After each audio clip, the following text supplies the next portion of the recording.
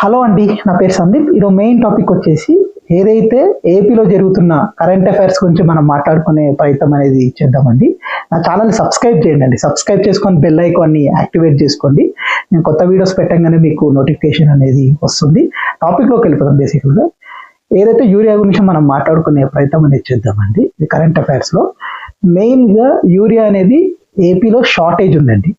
ఆ షార్టేజ్ అనేది నేను పోయిన వీడియోలో చెప్పినట్టుగా అప్పుడు ముఖ్యమంత్రి గారు వచ్చేసి యూరియా అనేది ఎక్సెస్గా ఉంది అనేది అప్పుడు చెప్పడం అనేది జరిగింది. కానీ ఇప్పుడు మొన్న టెలికాన్ఫరెన్స్లో యూరియా అనేది చాలా తక్కువ ఉంది అనేది ముఖ్యమంత్రి గారు చెప్పడం అనేది జరిగిందండి. మెయిన్గా యూరియా అనేది తక్కువ ఉండడానికి కారణము అధికారుల తప్పిదమే అనేది చెప్పడం అనేది జరిగింది. ఫస్ట్ ఆఫ్ ఆల్ ఎప్పుడైనా కానీ యూరియా అనేది ఉండాలంటే ఫస్ట్ మనం పంట వేయక ముందు సర్వే అనేది కంపల్సరీ చేసుకోవాల్సిన అవసరం అనేది ఉంటుందండి. చేసుకొని ఎంత అవసరం దాని తర్వాత ఒక అదనంగా ఒక 30-40% మన వేర్ హౌసెస్లో పెట్టుకొని ఉంటే ఆటోమేటిక్గా ఆ యూరియా అనేది అందరికి కూడా అందే అవకాశం ఉంటుంది. గత వైసీపీ ప్రభుత్వంలో వచ్చేసి ఏదైతే వాలంటీర్తో ఆ సర్వే అనేది చేపించి ఆటోమేటిక్గా ఆ యూరియా అనేది మొత్తం కూడా వేర్ హౌసెస్లో పెట్టుకునే కార్యక్రమం జరిగేది ఆర్బీకే సిస్టంలో ద్వారా.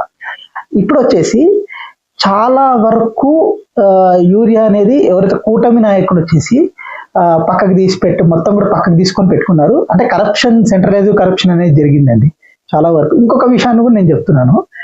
యూరియా అనేది 50% యాక్చువల్గా ఎవరైతే ప్రైవేట్కి ఇవ్వాలి 50% అనేది గవర్నమెంట్ పెట్టుకుంటుంది అనమాట.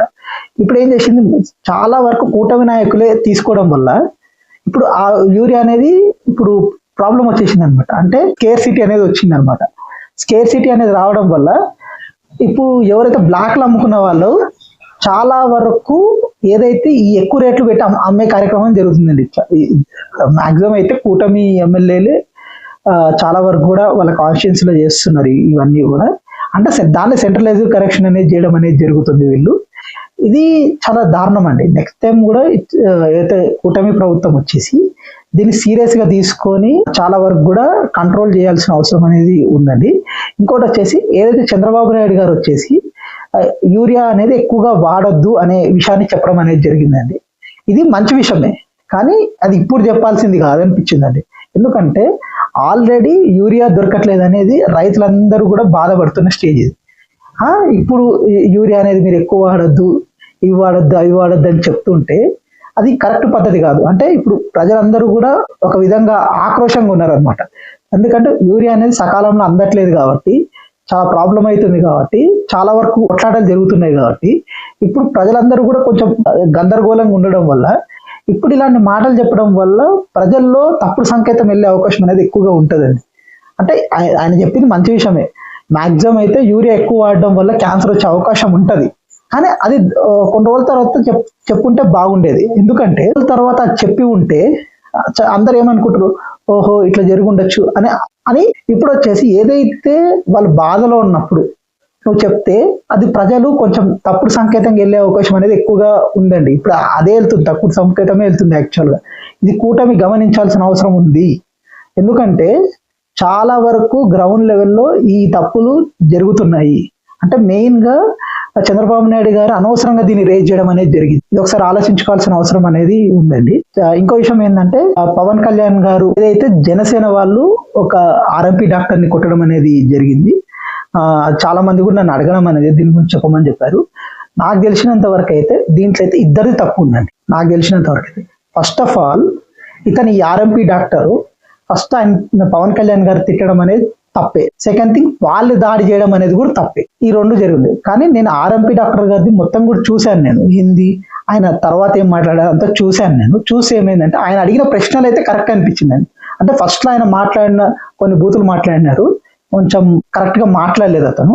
కానీ ఆయన మాట్లాడిన తర్వాత విషయాలు అన్నీ కూడా కరెక్ట్ అనిపించింది. అంటే ఆయన మాట్లాడిన విషయాలు ఏంటిది, ఫస్ట్ వచ్చేసి ఏదైతే 30,000 అమ్మాయిలు మిస్ అయ్యారు, హ్యూమన్ ట్రాఫికింగ్ జరిగింది అనేది పవన్ కళ్యాణ్ గారు అప్పుడు విమర్శించడం అనేది జరిగింది గత వైసీపీ ప్రభుత్వం. ఇప్పుడు జరుగుతుంది అదే కదా. ఇప్పుడేం కొత్తగా ఏం జరగట్లేదు కదా. అప్పుడు అంత ఉన్నారు, ఇప్పుడు అంతే ఉన్నారు. ఇప్పుడు ఇంకా పెరిగినారు. అసలు ఫస్ట్ ఆఫ్ ఆల్ 15 monthsగా చాలా వరకు పెరిగిందండి. కనీసం 40-50 వేల అమ్మాయిలు మిస్సింగ్ అయ్యారు. అది ఇప్పుడైతే పవన్ కళ్యాణ్ గారు ఏమో దాని గురించి ఏం మాట్లాడతలేరు. ఎందుకంటే యాక్చువల్గా జనరల్గా ఏం జరుగుతుంది, ఏదైతే ఈ మిస్సింగ్ వాళ్ళు ఉంటారు కదా, చాలా వరకు వచ్చేస్తారు జనరల్గా అయితే.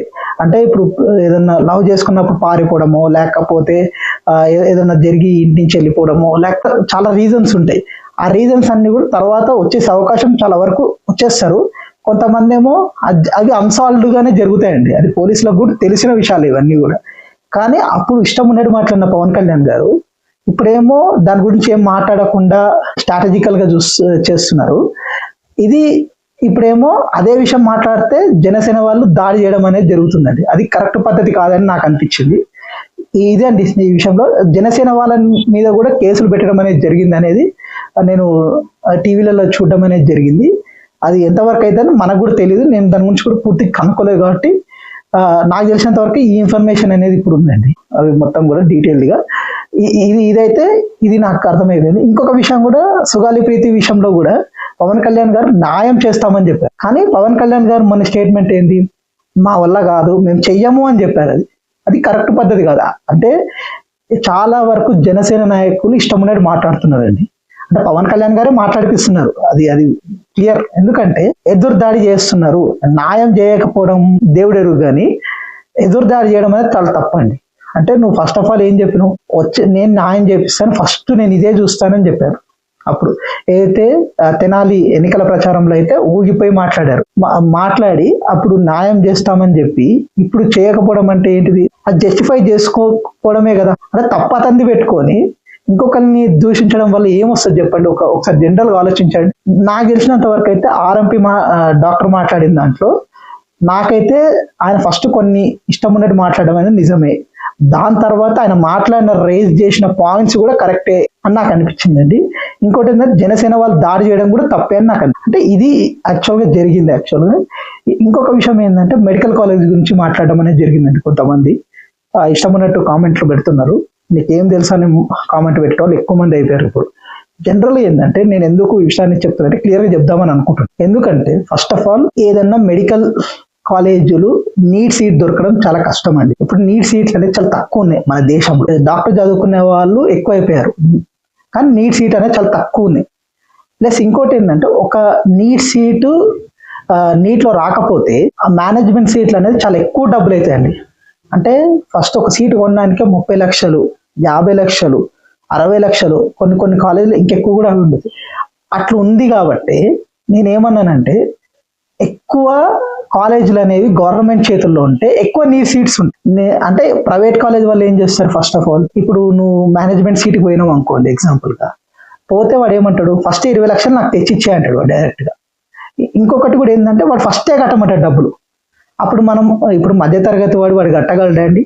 ఇప్పుడు 50 లక్షలు, 60 లక్షలు, 20 లక్షలు ఎట్లా కడతారండి? ఒకసారి జనరల్ వాడు ఎక్కడి నుంచో ఇప్పుడు ఏదో ఒక ఫ్లాటో ఏదో ఒకటి అమ్ముకొని రావాల్సిందేగా. ఇప్పుడు అదే ఎక్కువ కాలేజీలు ఉన్నాయనుకో, గవర్నమెంట్కి ఎక్కువ సీట్లు ఉన్నాయనుకోండి, కొంతమంది కన్నా బెనిఫిట్ జరుగుతుంది అనే ఉద్దేశం అండి. ఇప్పుడు చాలా కాస్ట్లీ అయిపోయింది ఏదైతే మెడిసిన్ అనేది. దాంట్లో ఒక జగన్మోహన్ రెడ్డి గారు ఒక మంచి అడిగేశారు. అంటే ఇప్పుడు ఆ సీట్ రావడం వల్ల కొంచెం భారం అనేది తగ్గుతుంది. అంటే ఇప్పుడు ఈ 10 మెడికల్ కాలేజీలు ప్లస్ మొత్తం 17 మెడికల్ కాలేజీలు అయినాయి కదా, దానివల్ల సీట్లు పెరుగుతాయి కదా, ఒక 2-3 వేల సీట్లు పెరుగుతాయి కదా. ఆ సీట్లు పెరగడం వల్ల ఏమైపోతుంది, ప్రజలకి కొంతమందికి వస్తుందండి. అంటే ఎవరైతే ఇప్పుడు ఎక్కువ రిజర్వేషన్ ఉంటుంది, ఆ రిజర్వేషన్ లో కొంతమందికి సీట్లు వచ్చినాయి అనుకోండి, తక్కువ డబ్బుల్లో అయిపోయే అవకాశం ఉంటుంది కదా. అది ఎందుకు అర్థం చేసుకోలేకపోతున్నారు ఎవరైనా కానీ. ఇంకో విషయం ఏంటంటే ప్రైవేట్కి ఇస్తారండి. ఆ ప్రైవేట్కి ఇస్తే ఏమవుతుంది, ఫస్ట్ ఆఫ్ ఆల్ ఏమంటారు వీళ్ళు, ఇది ఏదైతే అంట ప్రైవేట్కి ఇప్పుడు ఇచ్చేస్తారంట, వాళ్ళంతా కంప్లీట్ అయిపోయిన మళ్ళీ తెచ్చి ప్రభుత్వానికి ఇస్తారండి. ఎవరైనా చెప్పడానికైనా కానీ తెలివి ఉండాలి ఫస్ట్ ఆఫ్ ఆల్. ఇప్పుడు ప్రైవేట్ వాడు ఏం చేస్తాడు, ఎవ్వరైనా జనరల్గా ఆలోచండి, వాడు లాభం లేనిది వాడు పని చేయడు. ఏ ప్రైవేట్ సంస్థ అయినా అది ఎవరికైనా తెలిసిన, అది వ్యాపారంలో సహజం. ఫస్ట్ ఆఫ్ ఆల్ ఏదైతే ఆ ప్రైవేట్ వాడు ఏం చేస్తాడు, ఇప్పుడు వీళ్ళు లీజ్గా తీసుకుంటా అంటారు, ఆ లీజ్గా ఇప్పుడు లీజులు అంటారు, అదంటారు. ఇవన్నీ కూడా చంద్రబాబు నాయుడు గారు ఒకప్పుడు ఏం చేశారు, ఏదైతే ఇప్పుడు ఇంజనీరింగ్ కాలేజీలు అన్నీ ఉన్నాయి కదా ఇప్పుడు ప్రస్తుతం, ఆ ఇంజనీరింగ్ కాలేజీలని ఎక్కడ కూడా హైదరాబాద్లో ఏదైతే గవర్నమెంట్ కాలేజీలను పెంచకుండా మొత్తం ప్రైవేట్ కాలేజీలకు ఇచ్చేశారు. ఇప్పుడు ఇంజనీరింగ్ కాలేజీ ఇన్ని డబ్బులు అవుతున్నాయి అంటే, ₹1,00,000 అవుతున్నాయి కదా. ఇప్పుడు ఇంజనీరింగ్ ఒక సీటుకి 2-3 లక్షలు అవుతున్నాయి ఇంజనీరింగ్కి. అవుతున్నాయి అంటే అప్పుడు ఎవరి చేతిలో పెట్టారు, ఎవరైతే ధనవంతులు ఉన్నారో వాళ్ళందరికీ కూడా ఇట్లనే కట్టబెట్టేసి ఏమైంది లాస్ట్ అవి ప్రైవేట్ భూములు అయిపోయినాయి తప్ప గవర్నమెంట్కి వచ్చింది, మళ్ళీ గవర్నమెంట్కి రావవి. ఎందుకంటే ఒక్కసారి ప్రైవేట్ చేతిలో పోతే వాడు ఎట్లా ఒకట తీసేసుకుంటాడు వాడు. ఇప్పుడు భూములు ఉన్నాయండి, 10 మెడికల్ కాలేజీలు ఉన్నాయి, దాని వాల్యూ వచ్చేసి 1,00,000 కోట్ల రూపాయలు. ఆ 1,00,000 కోట్ల రూపాయలు ఇప్పుడు ప్రైవేట్ చేతికి వెళ్ళిపోయినట్టేగా. అంటే వాడికి తక్కువ డబ్బులు పెట్టి ఎక్కువ లాభం ఇచ్చేస్తున్నారు. అది మెయిన్ సిచ్యువేషన్ ఇప్పుడు జరుగుతుంది. అంటే వీళ్ళు కూడా వీళ్ళ కమిషన్లు ఉంటాయి, కరప్షన్ ఉంటుంది, అందరికి తెలిసే జరుగుతుంది. ఎవరికి తెలియకుండా అంత అమాయకులు అంటే ఎవడు ఉండడు. ఫస్ట్ ఆఫ్ ఆల్ అది మనం తెలుసుకోవాలి. అంటే ప్రజల్లో కొంతమంది మూర్ఖులు ఉంటారండి, కొంతమందికి నేను చెప్తున్నా, వాళ్ళ కొడుకులే ఇప్పుడు ఎగ్జాంపుల్ వాళ్ళ కొడుకులో కూతురు ఏదైతే మెడికల్ కాలేజీలో వాళ్ళకి సీట్ రాలేదండి, సీట్ రాకపోతే వాళ్ళు ఎట్లా కట్టుకుంటారు. కొంతమంది కామెంట్ పెట్టిన వాళ్ళకి చెప్తున్నా విషయం, ఎట్లా కట్టుకుంటారు అండి. ఇప్పుడు 20 లక్షలు 50 లక్షలు ఎట్లా కట్టుకుంటారు చెప్పండి, మీరే చెప్పండి. ఇప్పుడు అన్ని డబ్బులు ఇప్పుడు పవన్ కళ్యాణ్, చంద్రబాబు నాయుడు గారికి ప్లస్ నారా లోకేష్ గారికి వాళ్ళకి డబ్బులు ఉన్నాయి, 1 కోటి కాకపోతే 2 కోట్లు పెట్టుకుంటారు. ఇప్పుడు మనలాంటి వాళ్ళు ఉన్నారు, 20 లక్షలు 30 లక్షలు ఎట్లా పెట్టుకుంటారు చెప్పండి. ఒక మధ్య తరగతి వాడు ఎట్లా పెట్టుకుంటాడు జనరల్. వాడికి ఇప్పుడు ₹1,00,000 జీతం వచ్చిన వాడు కూడా పెట్టుకోలేడు ఆ స్థితి. ఎందుకు పెట్టుకోలేడంటే అన్ని డబ్బులు ఎక్కడి నుంచి తీసుకురావాలి. ఇప్పుడు అది ఊరికే అయితే రావు కదా, ఏదో ఒకటి అమ్ముకుంటేనే అది పెట్టుకోగలడు వాడు, మేనేజ్మెంట్ దాంట్లో జాయిన్ చేయగలడు. అలాంటిది ఒక చక్కని అవకాశం జగన్మోహన్ రెడ్డి గారు దానికి ఒక మంచి ప్రయత్నం చేస్తే, సరే మీకు ధైర్యం ఉంటే దమ్ముంటే ఈ కూటమి ప్రభుత్వం అందరికి కూడా ఇంకొక 10 కాలేజీలు తెప్పియండి, 10 కాకపోతే 20 కాలేజీలు తెప్పియండి. ఎందుకంటే సీట్లు పెరిగే కిందికి నీకు ఫీజు రియంబర్స్మెంట్ వస్తుంది. ఫీజు రియంబర్స్మెంట్ వస్తే ఏమైపోతుంది, ఏదైతే తక్కువ డబ్బులు అవుతుంది, ఇప్పుడు కూడా డబ్బులు అవుతుంది అవ్వడానికి నేను అనట్లేదు, కానీ తక్కువ డబ్బులు అయిపోతుంది కదా. ఇప్పుడు ప్రైవేట్ కన్నా తక్కువ డబ్బులు అయిపోయే అవకాశం ఉంటుంది కదా. దాన్ని ఎందుకు ప్రజలు ఆలోచించట్లేరని నేను అడుగుతున్నా. ఎందుకంటే చాలా మంది ఇష్టం ఉన్నట్టు మాట్లాడుతున్నారు, ఏదో తప్పుగా మాట్లాడుతారు, కానీ ఇది నిజం. ఇప్పుడు చాలా వరకు హైదరాబాద్ లో జరిగినాయన్నీ అవే, ఆ దుర్మార్గాలే చేసినారు అందరూ. ఇప్పుడు ఉన్న వాళ్ళందరూ, ఏపీలో ఉన్న వాళ్ళందరూ ఆ దుర్మార్గాలు చేసి ఎడ్యుకేషన్ సిస్టమ్ ని చాలా నాశనం చేసిన వ్యక్తులు వాళ్ళే. నారాయణ మొత్తం ఇప్పుడు ఇంటర్మీడియట్ మొత్తం ఎవరి చేతుల్లో ఉందండి, ఇప్పుడు మొత్తం కూడా ఒక నారాయణ శ్రీ చైతన్య చేతుల్లో ఉంది. ఇప్పుడు అంతా జనరల్ గా అయితే నాశనం చేసి పెట్టారు. అప్పుడు అవే వస్తాయి. ఇప్పుడు ఎగ్జాంపుల్ అంతవరకు అవసరం లేదండి. అయితే కరెంటు ఉంది కదా, కరెంటుది ఇంతకుముందు ప్రైవేట్ సంస్థలకు ఎక్కువ ఇచ్చేసి ఆ కరెంటు బిల్లులు ఇప్పుడు పెరుగుతున్నాయి కదా.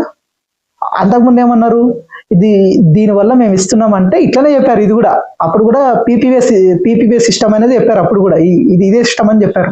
కానీ కరెంటు బిల్లులు అయితే పెరుగుతున్నాయి కదా. అంటే లాస్ట్కి అది ప్రైవేటీకరణకే అవుతుంది అది. ఆ విషయాన్ని మీరు పూర్తిగా అర్థం చేసుకోవాల్సిన అందరూ కూడా ఉన్నారండి, ప్రజలందరూ కూడా నేను చెప్తున్నాను. ఇది మంచి విషయం కాదండి. అంటే ఏదైతే నేను ఈ మెడికల్ కాలేజీల విషయంలో మాత్రం అది కరెక్ట్ పద్ధతి కాదని కూటమి గవర్నమెంట్కి చెప్తున్నాను. ఎందుకంటే ఇది ప్రజల జీవితాలతో ఆడుకునే జరుగుతుందండి ఈ కూటమి ప్రభుత్వం. మంచి చేయకపోయినా పర్లేదు, కానీ ఇలాంటి పిచ్చి పనులన్నీ చేయొద్దు అనేది కోరుకుంటున్నాను నేను. ఇంకో విషయం ఏంటంటే, అమరావతి విషయం గురించి మాట్లాడడం అనేది జరిగింది.